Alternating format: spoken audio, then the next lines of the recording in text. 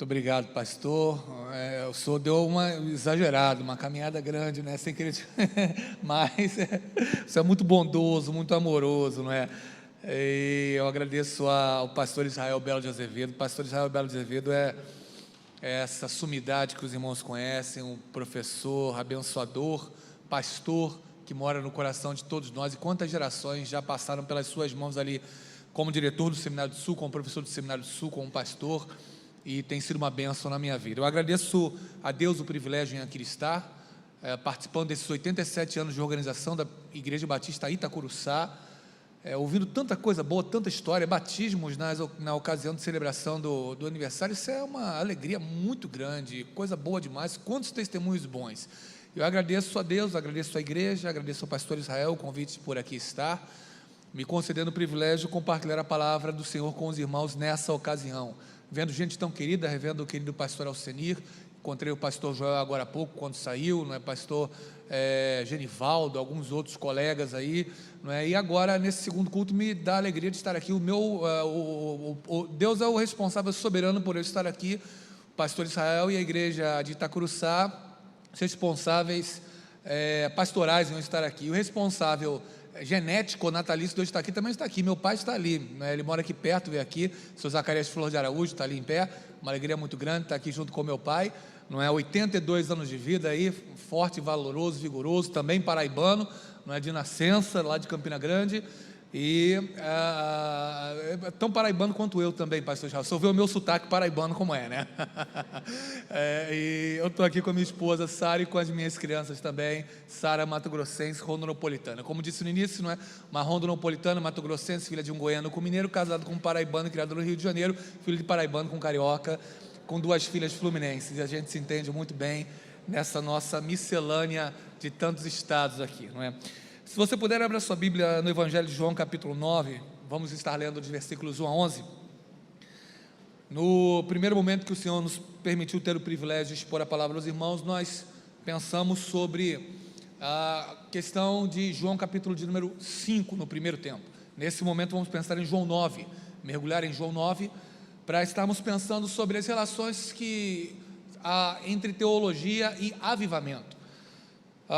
O avivamento sempre tem consequências, o avivamento sempre tem desdobramentos, e nós estamos numa conferência de espiritualidade na celebração de 87 anos de organização da Igreja Batista Itacuruçá, pensando sobre as maravilhas do avivamento, e uma das maravilhas é como existem também desdobramentos teológicos na vinda de um avivamento, não é? Houve isso no avivamento que eu mencionei agora há pouco em relação à questão de John Wesley com a organização dos metodistas, houve isso também no momento dos pietistas, puritanos e tantos outros mais, e eu queria pensar em algumas nuances destes desdobramentos na teologia que são oriundos do avivamento a partir do texto de João capítulo de número 9, versículos 1 a 11, eu vou convidar você a ficar em pé nesse momento, para nós fazermos a leitura do texto.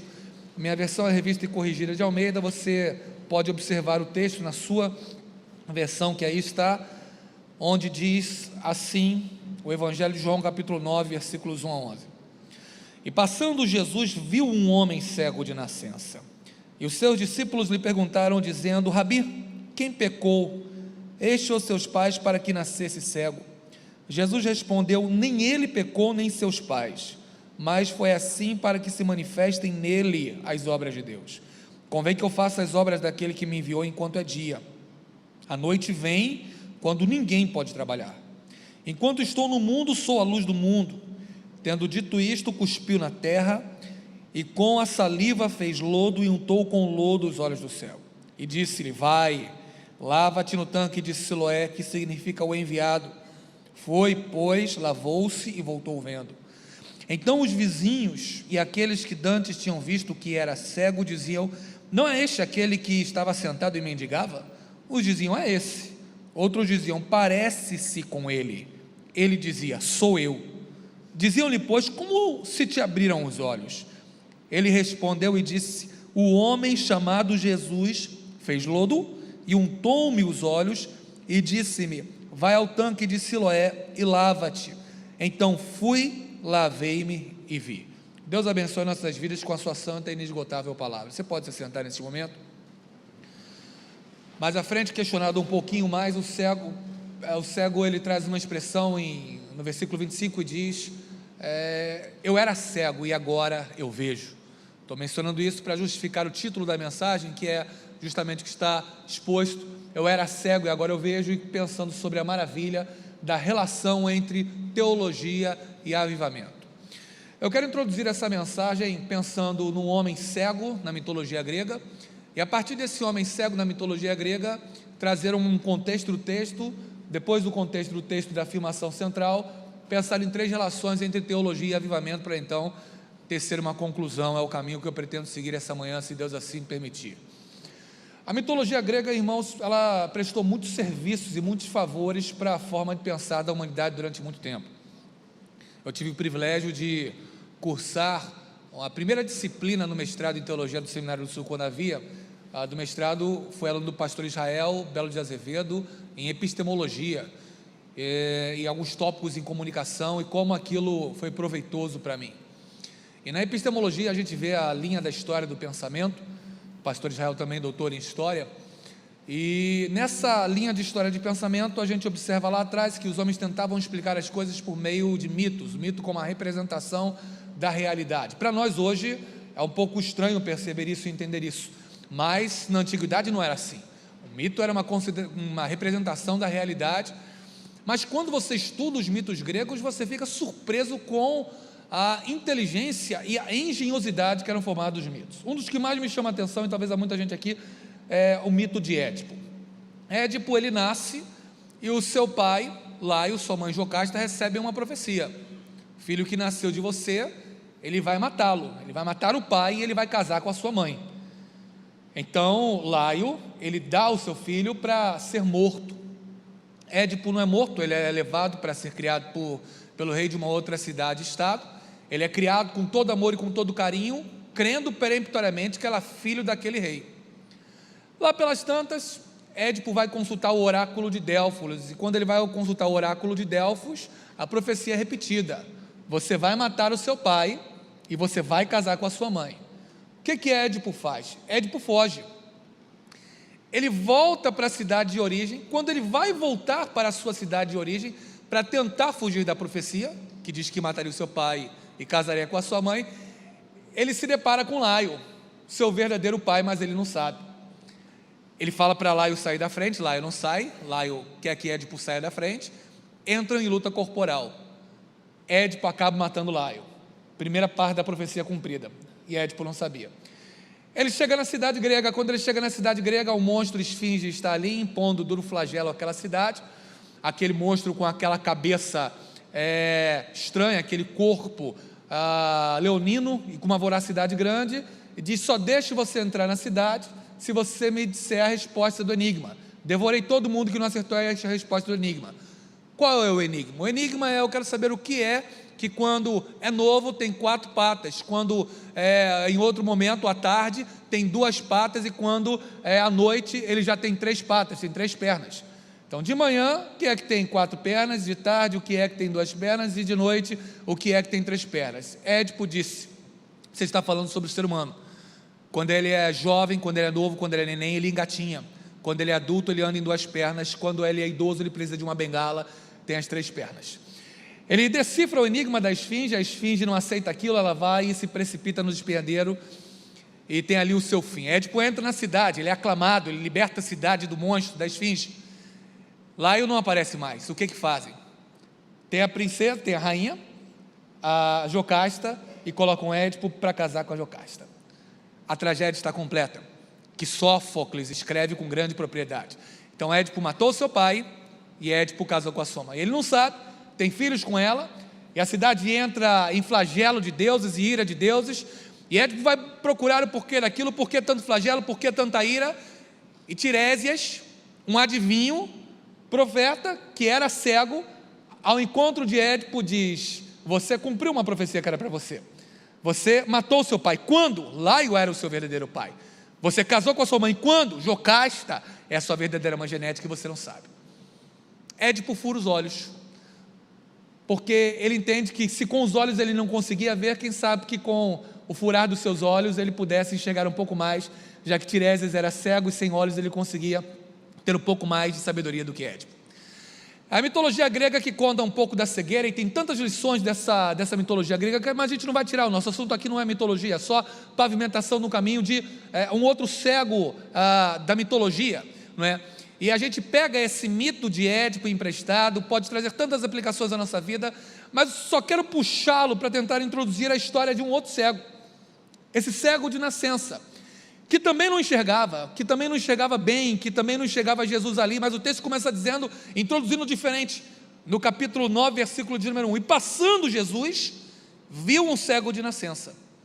Jesus, ele vê muitas vezes o que nós não vemos, ele vê o que nós podemos não prestar atenção, talvez você tenha, e isso acontece muito constantemente, eu sempre lembro aos irmãos da igreja no momento de oração, talvez você tenha sentado do lado de uma pessoa que esteja com um problema seríssimo na sua vida, ao seu lado, talvez com uma enfermidade incurável, talvez com um câncer agressivo, talvez com um tumor extremamente maligno, a gente nunca sabe ao lado de quem a gente senta na igreja, a gente não tem a menor noção, e aquela pessoa às vezes está com o coração em frangalho, chorosa, e ninguém viu, mas Jesus viu aquele homem cego de nascença, e Jesus viu como você se sentou no banco da igreja hoje. Quando Jesus ele chega junto com os seus discípulos, aborda aquele homem, e os discípulos lançam uma questão teológica: mestre, quem pecou para que esse homem nascesse assim? A gente vai apresentar duas hipóteses a partir da nossa mentalidade veterotestamentária. Primeira hipótese, Jesus: seus pais pecaram, o pai dele pecou, ele só pode estar assim porque o pai pecou. Segunda hipótese teológica: ele pecou, é um pecador, já seria grande pecador, e ele está assim por causa do seu próprio pecado. Jesus, com a paciência de um mestre, Jesus era mestre em falar as coisas com simplicidade, com profundidade. Tem a resposta que Jesus deu aos fariseus, que eles devem estar pensando até agora, não é?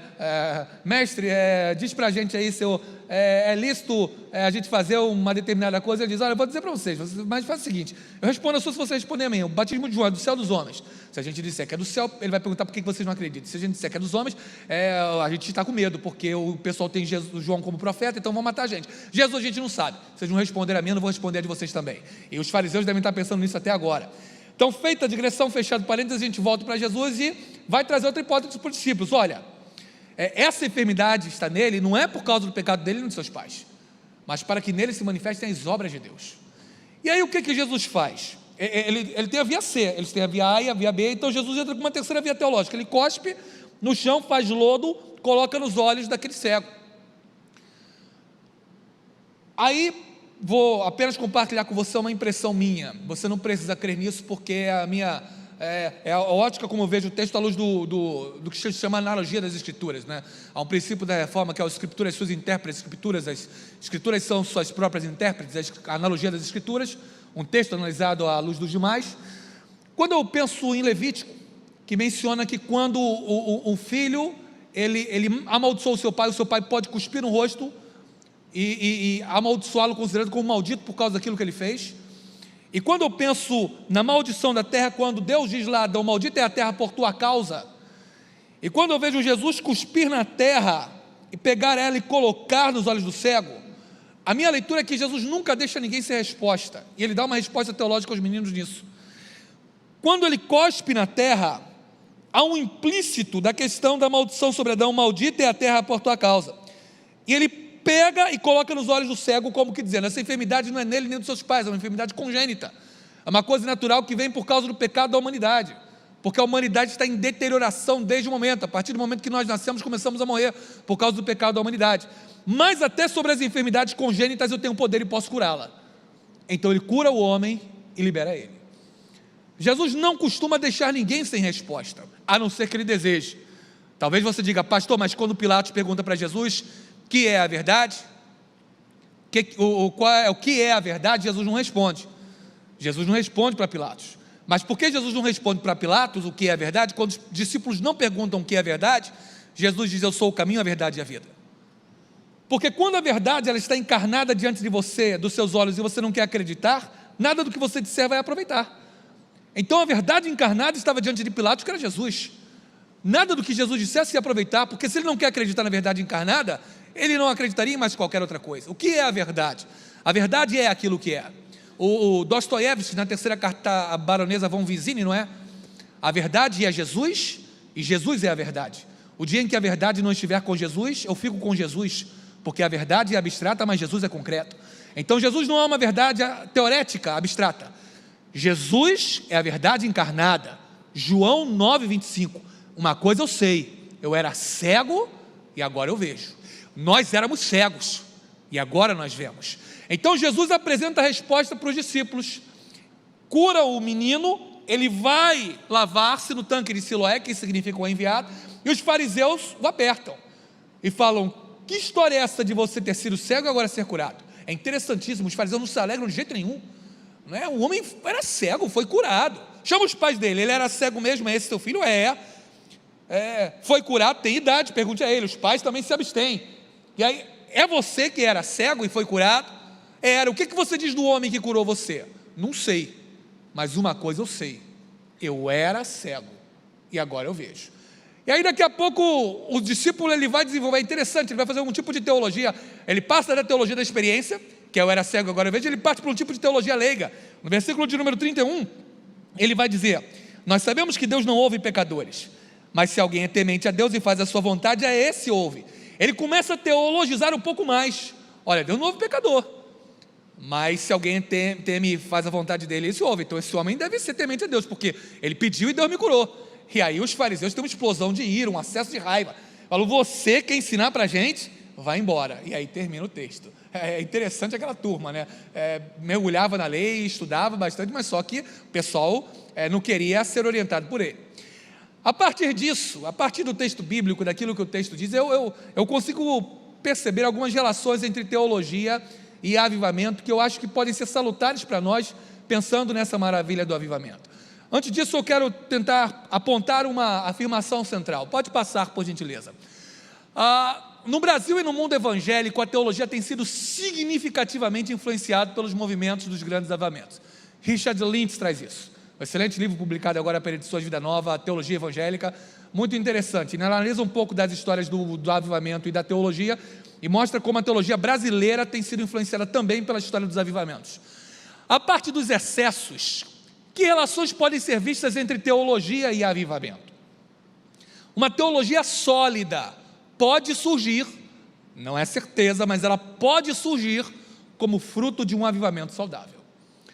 Então, um avivamento saudável tem muitos frutos, e um dos frutos pode ser uma teologia sólida. Um dos frutos pode ser o nosso crescimento teológico. E eu entendo que, como uma maravilha do avivamento, crescer teologicamente no conhecimento de Deus, no legítimo conhecimento daquele que nos criou, pode ser muito salutar. Portanto, eu quero exaurir daí pelo menos uma primeira premissa para balizar essa hipótese. Em primeiro lugar, com o avivamento, a teologia do sofrimento, ela é aprimorada. Os discípulos apontam duas razões para a teologia do sofrimento daquele homem. Jesus, há duas hipóteses: ele pecou. Segunda, seu pai pecou. E Jesus diz: não são só essas duas hipóteses não. Vou apresentar para vocês uma terceira via. Então Jesus ele amplia um pouco a visão teológica dos discípulos, apontando que nem sempre a teologia ela pode ser categorizada dentro de todos os nossos parâmetros. Às vezes ela transcende, às vezes ela suplanta. É a questão da relação entre fé e razão. A fé cristã ela não é alógica, ela não é ilógica, mas ela é supralógica e ela é intralógica, ela perpassa a lógica e ela transcende a lógica. A fé cristã, ela caminha junto com o Logos, a essência de Deus, a lógica, ela caminha junto, mas só que existem situações em que a lógica ela se torna limitada para trazer algumas afirmações em relação a questões de causas primeiras. Por que eu estou aqui? De onde eu vim, para onde vou? Ou questões entre vida e morte. Pastores são aqueles que têm autoridade para falar nas questões que orbitam em torno do eixo vida e morte. Para onde nós vamos ao morrer? A revelação das Escrituras, ela declara, ela fala as possibilidades de caminho que nós temos.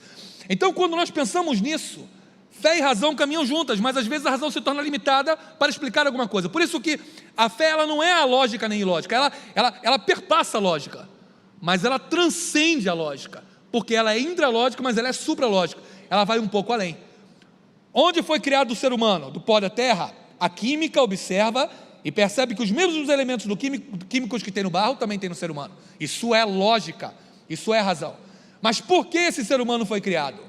a fé entra em questão para tentar responder algumas questões do porquê nós estamos aqui. Deus nos criou, Deus nos fez assim.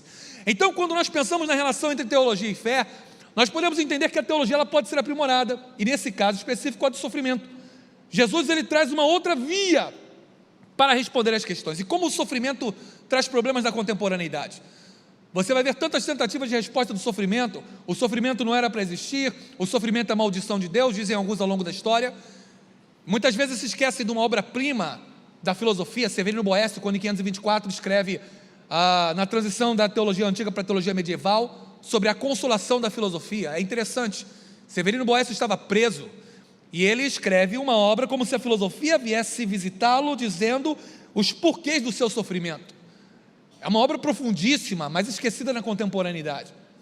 Mas ela traz muitas vezes a questão do problema do sofrimento, o problema do mal, e ela nos traz muitas luzes sobre isso.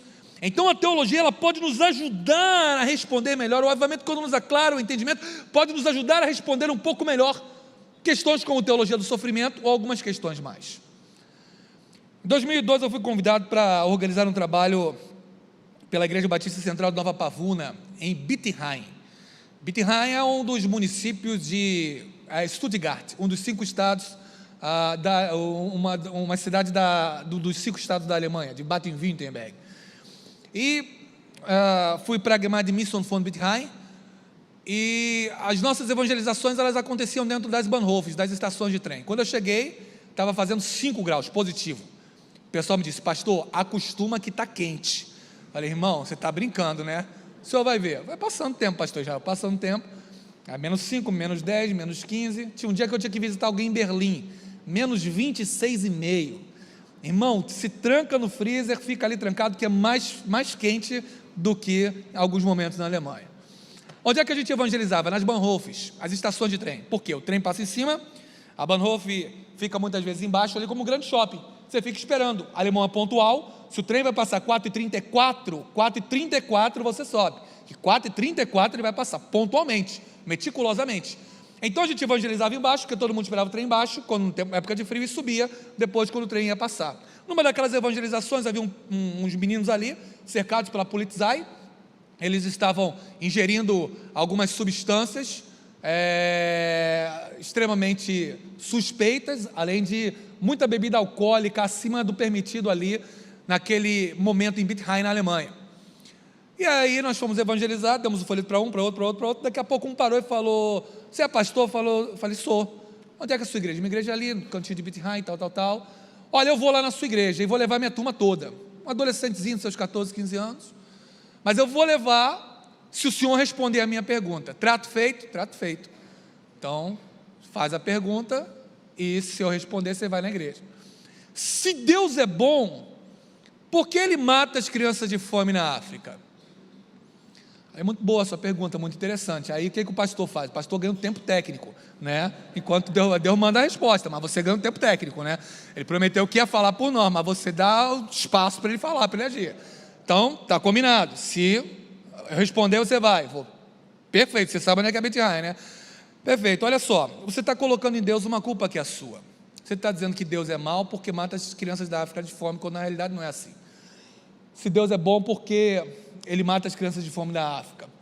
Deus ele é bom por si só. As crianças na África podem estar morrendo de fome nesse momento, mas por quê?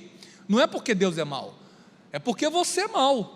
Deus bota o dinheiro no teu bolso para você mandar para as crianças que estão morrendo de fome na África. Você está torrando em álcool, bebida e droga. Então para de torrar o teu dinheiro em droga e manda para as crianças de fome na África, que você vai ter sua pergunta respondida. Deus continua sendo bom, você vai de mal passar para bom, e tua resposta é respondida, que não vai morrer mais crianças de fome na África. Estamos resolvidos?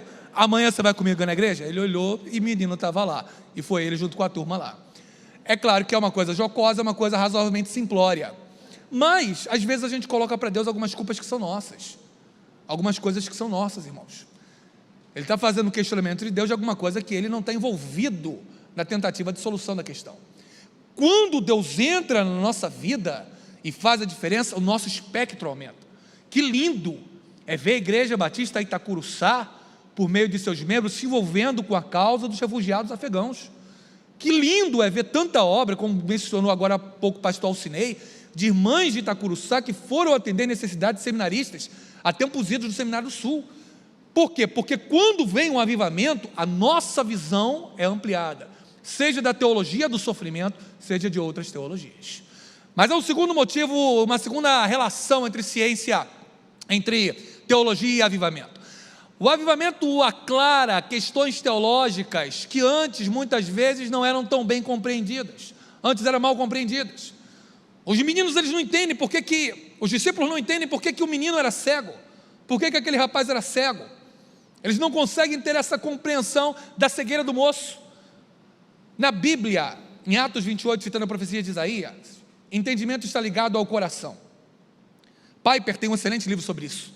Pense, 2013, John Piper, editora Fiel.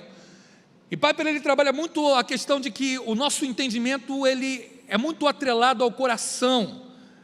As nossas razões, as nossas capacidades cognitivas, elas podem ter sofrido muito a cada vez que o nosso coração se endurece. Atos 28, o texto bíblico diz assim, citando a profecia de Isaías. Verso 27. Porquanto o coração, veja, coração desse povo está endurecido. Com os ouvidos ouviram pesadamente, fecharam os olhos, para que nunca com os olhos vejam, nem com os ouvidos ouçam, nem do coração entendam, e se convertam e eu os cure. É interessante a relação que Paulo faz, citando a profecia de Isaías que Lucas registra, dizendo, com o coração entendam. Ele coloca uma influência de uma carga de coração na questão cognitiva, na questão de raciocínio, na questão de compreensão, na questão de coerência. E quando a gente vai analisar alguns textos bíblicos, como o nosso entendimento é aclarado, com uma teologia sólida por meio de um avivamento. Veja você, por exemplo, muitas pessoas têm dificuldade em Mateus capítulo de número 17, perguntando como a tradição cristã aceita um texto em que Jesus ele se transfigura diante de Pedro, diante de Tiago, diante de João, e ele está ali conversando com Moisés e conversando com Elias. Como é que a Bíblia fala de um assunto da possibilidade de reencarnação de duas personagens veterotestamentárias? Depende do ponto de vista que você vê. Há muitas pessoas que entendem que o Moisés e Elias, eles vêm de lá para cá.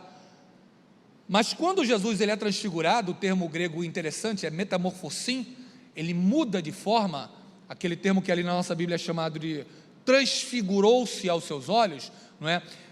Pedro vira e fala, queres que façamos para ti 3 esquene, 3 tendas, 3 abrigações provisórias, uma para ti, uma para Moisés e para Elias. Vamos tentar mudar um pouco da perspectiva, ao invés de entender que Moisés e ao invés de entender que Elias vem, parece que Jesus ele vai e ele deixa um pouquinho a porta aberta para que os meninos vejam. Ao invés de entender uma possibilidade da Bíblia apontar por uma reencarnação, dos meninos vindo, e a Bíblia não fala em momento nenhum que veio, mas a Bíblia fala que Jesus transfigura os seus olhos. Será que Jesus não fez uma transição entre tempo e eternidade, deixando a porta aberta para os discípulos vislumbrarem um pouco, conversou um pouco com Moisés e Elias, e daqui a pouco ele voltou? Ao invés deles terem vindo, será que Jesus não foi? Ou, por exemplo, alguma possibilidade de pensarmos em Mateus 11, 28 e resolver um problema teológico prático que a gente tem? Vinde a mim todos os que estão cansados e oprimidos, e eu vos aliviarei. Tomai sobre vós o meu jugo e aprenderei de mim, que sou manso e humilde de coração, e encontrarei descanso para vossas almas, porque o meu jugo é suave e o meu fardo é leve. Vinde a mim todos os que estão cansados e oprimidos. A grande maioria que está aqui já foi até Jesus. Mas eu tenho uma pergunta a você. Começamos uma outra semana hoje, a semana que passou. Pastor, cansei essa semana, trabalhei muito. Quantos já trabalharam muito no início do ano? Quantos, por causa do trabalho, por causa do corre-corre da vida, chegaram até esse março? Pastor, estou um pouco cansado. Quem aí está um pouco cansado aí? Levanta o seu braço. Pastor, essa semana cansou aí. Uns 30 ali, uns 20 para cá, mais uns 30 para cá. Vamos colocar pelo menos uns 80 cansados, sem contar os da galeria. Se Jesus disse, vinde a mim todos vós que estáis cansados e oprimidos, e eu vos aliviarei, por que nós fomos a Jesus e nós ainda estamos cansados? Porque, por exemplo, ele diz em Mateus capítulo 5, versículo de número 5, bem-aventurados os mansos, porque eles herdarão a terra. E o irmão esquentadinho que está do teu lado, como ele vai herdar a terra? Não, hoje não, os esquentadinhos não vieram, ficaram lá em Rondonópolis, mas de vez em quando tem uns esquentadinhos no meio evangélico. São problemas que a gente às vezes vê. Ora, se Jesus fala que a gente indo a Ele, a gente vai ficar aliviado, e a gente ainda está cansado de alma, significa que a gente está levando alguma coisa que não é nossa. A gente está levando peso demais que já era para a gente ter entregue. Não cansado isso do dia a dia, não que um cristão não possa ficar cansado, a gente fica cansado, é natural, mas às vezes a gente está levando jugo que não é nosso. Às vezes a gente está preocupado demais, ansioso demais, nesse tempo de ansiedade. Aí estamos levando a ansiedade que já era para ter deixado sobre Jesus. Ou então quando o texto diz, bem-aventurados os mansos porque eles herdarão a terra, não é uma mansidão na nossa capacidade de mansidão, é mansidão naquele que disse, aprendei de mim que sou manso. Quando Deus ele nos olha em todo o sermão da montanha, o sermão da montanha só pode ser compreendido à luz de Cristo, porque senão se torna humanismo. Ele diz, capítulo 5 de Mateus, né? Jesus subindo ao monte, ele assentou-se e aproximou-se dele a multidão e abrindo sua boca ensinava os seus discípulos dizendo, bem-aventurado os pobres de espírito, porque deles é o reino dos céus, bem-aventurados que choram, porque eles serão consolados, bem-aventurados os mansos, porque eles herdarão a terra, bem-aventurados que têm fome e sede de justiça, porque eles serão fartos. E ele começa a falar de bem-aventuranças. Bem-aventurado os que têm fome e sede de justiça, bem-aventurados os mansos. Espera aí, Jesus, mas eu não sou manso, não tenho fome e sede de justiça, mas é nele. Segundo Samuel 23:4, haverá um justo que domine, é nele, porque Isaías 64, nossa justiça é trapo de imundícia. A mansidão, aprendei de mim que sou manso, manso nele, porque nós somos esquentadinhos. Então quando Deus olha para nós e nos vê em Cristo, todas as bem-aventuranças se cumprem nele. Por isso o termo para bem-aventurança é makarios, sufixo formador de produto no grego, caris, graça. O que é makarios? É o produto da graça, etimologicamente, literalmente. Então um bem-aventurado é aquele que usufruiu o privilégio de ter o produto da graça de Deus. Então ele tem um produto da graça de Deus que se realiza onde? Em Cristo. Se estamos nele, todas as bem-aventuranças se cumprem, não como um pré-requisito soteriológico, não como um pré-requisito à salvação, mas como consequência de estarmos em Cristo. Deus nos vê em Cristo somos mansos. Deus nos vê em Cristo somos justos. Saímos de Cristo, somos esquentadinhos. Saímos de Cristo, somos injustos. Saímos de Cristo, nada sobra para nós. Por isso que se alguém está em Cristo, nova criatura é.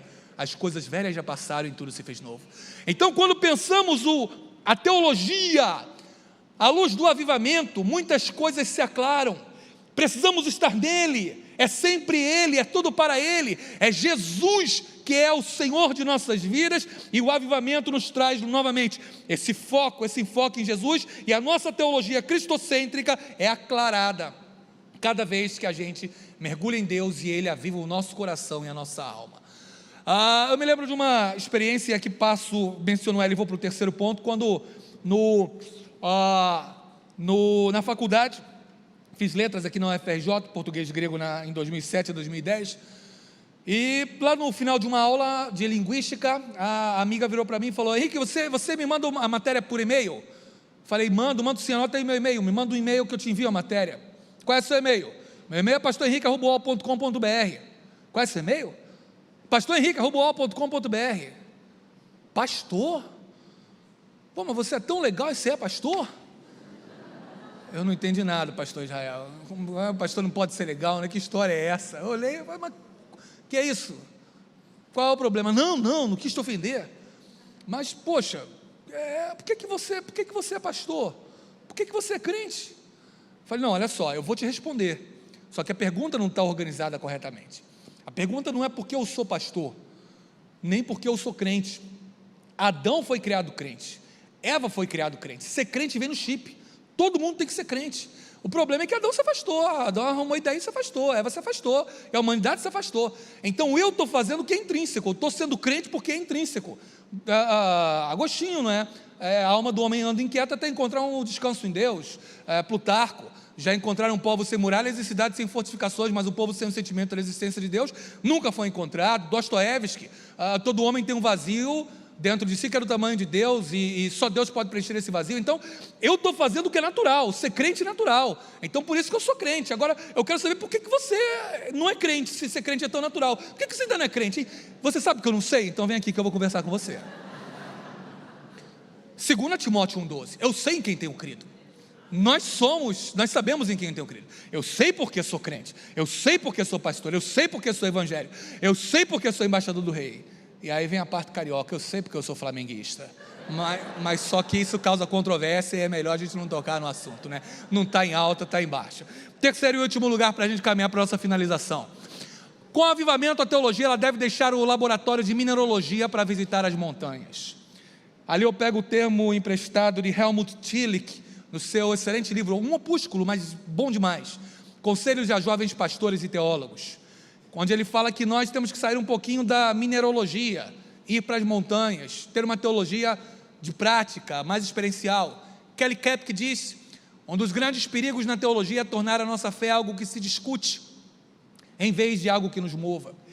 Todos os nossos encontros, todas as nossas celebrações, esse encontro dessa manhã com essa música tão linda, Busquem a Jesus, tenho quase certeza que do Prisma, naqueles clássicos antigos que ele trazia, coisa boa, coisa profunda, bela demais, cada música que entoada aqui, quanta riqueza, irmãos, e essa riqueza, eu saio daqui com mais vontade de encontrar um primeiro não cristão na rua e dizer: rapaz, busca Jesus, você precisa de paz, você precisa receber aquilo que nós recebemos ali pela manhã, uma teologia que nos mova, e não apenas alguma coisa que nós possamos discutir. Pode passar, por gentileza. Essa era a proposta de Lutero, quando ele fala que a experiência faz o teólogo, assim como Hans Urs von Balthasar, lembrando que a nossa teologia tem que ser uma teologia prática. O avivamento nos deve conduzir a uma teologia, mas uma teologia de aplicação também ao dia a dia, como fez um menino. Ele chega em João 9:25 e perguntam: quem é? Teologize sobre aquele que curou você. Eu não sei teologizar muito, eu sei dizer para vocês uma coisa: eu era cego e agora eu vejo. Ele fala da sua teologia prática, da sua experiência. Irmãos, o Espírito Santo está aqui, Jesus está aqui, Ele tem feito algo em nós. Nós não sabemos teologizar tudo, explicar tudo, mas nós sabemos que esses encontros com Cristo, na Igreja Batista de Itacuruçá, ao longo de 87 anos de organização, tem feito a diferença em Itacuruçá, Tijuca e em adjacências. Tem sido uma bênção, até, e quantos testemunhos nós ouvimos de pessoas de tantas partes do Brasil aqui, que querem vir se batizar aqui, porque a mensagem dessa igreja tem chegado aos rincões mais longínquos da nossa nação. Que bênção tem sido a Igreja Batista Itacuruçá na vida de tanta gente. John Piper, ele lembra: o meu estudar foi aquilo que que incendiou o meu proclamar. Então, quando o avivamento, ele é um avivamento legítimo e genuíno, ele nos ajuda a pensarmos e refletirmos um pouco mais profundamente sobre Deus. Cito essa situação que aconteceu quando eu fui numa transmissões nacionais e caminho para a conclusão. Em 1997, quando eu estava no seminário, eu me inscrevi para uma trans da Junta de Missões Nacionais e deslocaram a minha equipe para o interior de Pernambuco, Jupi, lá perto de Garanhuns, a cidade mais conhecida, 2h30 de Garanhuns. E junto com a minha dupla, batendo de porta em porta, chegando na casa de uma senhora, eu olhei aquela senhora septuagenária, muito provavelmente, ou octogenária, e quando vi, alguma coisa em mim queria conversar com ela, porque é daquelas senhoras que a luz da glória de Deus resplandecia muito nos olhos dela. Era muito nítida a presença de Deus na vida dela. Eu falei: Deus, eu quero conversar com essa senhora, eu gostaria de conversar com ela, me dá a oportunidade, que ela me chame para entrar. E ela falou: o que vocês querem fazer? Eu falei: olha, um censo pela Junta de Missões Nacionais, nós estamos vendo quem quer estudo bíblico, e queremos saber se a senhora deseja. Quero sim, meu filho, pode entrar. Junto com a minha dupla, eu fui entrar, abri o portão, e quando eu fui ingressar naquela casa, veio um dog alemão desse tamanho, que mais parecia um cavalo do que um cachorro. Eu olhei, recuei, fechei o portão rápido, falei: senhora, mas e o cachorro? Ela: não, você pode entrar, não tem problema não, entra, meu filho, pode ir por aqui pelo cantinho, o cachorro não vai morder não. Não, mas é grande, é forte, se ele pular em mim, bater com as patas no meu peito, eu caio logo e tal. Não, pode entrar, filho. Mas esse irmão não vai dar para entrar por causa do cachorro. Pode entrar, você não é crente? Sou. Você não tem fé? Tenho. Então pode entrar, porque o cachorro só morde que não tem fé. Aí eu fiquei encrencado. Eu falei: não, irmã, mas ajuda o anjo, irmã. Não, pode entrar. Aí eu fui entrando, fui me esgueirando pela parede. Senhor, segura o cão, amarra o cão, repreende o cão, e ele me cheirando. Eu entrei. Aí ela: não falei que ele não morde crente? Eu falei: mas a próxima vez, irmã, ajuda o anjo, irmã. Foi uma conversa muito boa, irmãos. Eu não sei o sobrenome, sei que o primeiro nome dela era Dona Maria. Isso aconteceu em 97, estamos há 26 anos depois. Eu queria tanto conversar com a Dona Maria pela presença de Deus na vida dela, que eu passei por aquele dog alemão, passaria de novo, e Estou aqui no Rio, falando do interiorzão de Jupi. É muito provável que Dona Maria já tenha sido recolhida, mas ela marcou a minha vida, porque o avivamento que estava na vida dela, Deus presente na vida dela, eu queria para mim. Falei: Deus, eu quero chegar aos 80 e tantos anos de vida como a Dona Maria, resplandecer na luz da Tua glória, resplandecer na Tua presença, gerando a outros o desejo de orar, de clamar. Lucas 11:1 diz que o texto diz que Jesus terminou de orar. Os discípulos viraram para Jesus e disseram para ele: Mestre, ensina-nos a orar. A oração de Jesus dava vontade de orar, a pregação de Jesus dava vontade de aprender, o ensino de Jesus dava vontade de reter um pouco mais, a adoração de Jesus dava vontade de buscar a Deus. Quando eu me vejo orando, e ainda não tendo recebido o pedido de nenhuma pessoa ao meu redor, dizendo: Henrique, ensina-me a orar, eu vejo a minha miséria espiritual, e eu vejo o quanto eu preciso mais de Deus, o quanto eu preciso buscar mais a Deus, o quanto eu preciso mais do avivamento do próprio Deus da minha vida.